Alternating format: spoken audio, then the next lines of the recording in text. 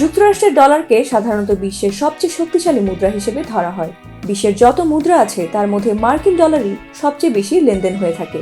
তবে চমকপ্রদ তথ্য হলো জাতিসংঘের স্বীকৃতিপ্রাপ্ত 180টি মুদ্রার মধ্যে যুক্তরাষ্ট্রের ডলার বিশ্বের সবচেয়ে শক্তিশালী মুদ্রা নয়।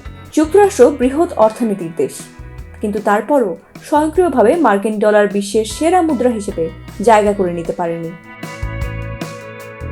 মার্কিন সাময়িকী ফোর্বস গত বছরের 30 নভেম্বর 2023 সালের বিশ্বের সেরা 10টি মুদ্রার একটি তালিকা প্রকাশ করে। এই তালিকার তলানিতে রয়েছে ডলার।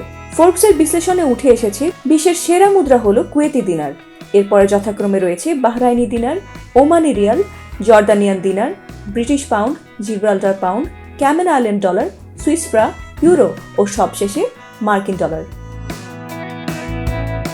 এক কুয়েতি দিনার দিয়ে 3.26 মার্কিন ডলার কেনা যায়। অপরদিকে বাংলাদেশি 357 টাকায় পাওয়া যায় এক কুয়েতি দিনার। এক বাহরাইনি দিনার দিয়ে কেনা যায় 2.65 ডলার, আর বাংলাদেশি 292 টাকায় কেনা যায় এক বাহরাইনি দিনার।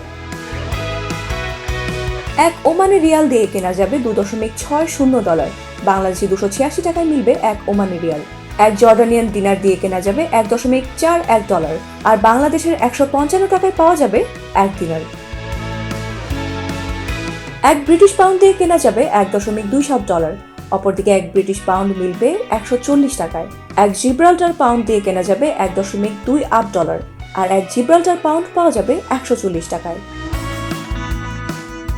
এক ক্যামেন আইল্যান্ড ডলার দিয়ে কেনা যাবে 1.20 ডলার, অপরদিকে এক ক্যামেন আইল্যান্ড ডলারে মিলবে 132 টাকা।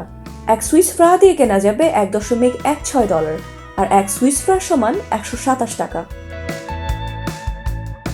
এক ইউরো দিয়ে কেনা যায় 1.09 ডলার, অপরদিকে এক ইউরো দিয়ে পাওয়া যায় 120 টাকা।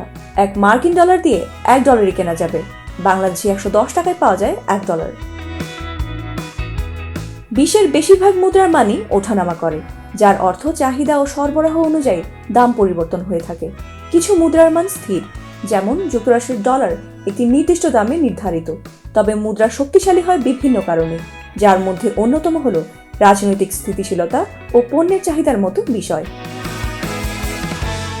ফাতিমা সুলতানা, প্রবাস খবর।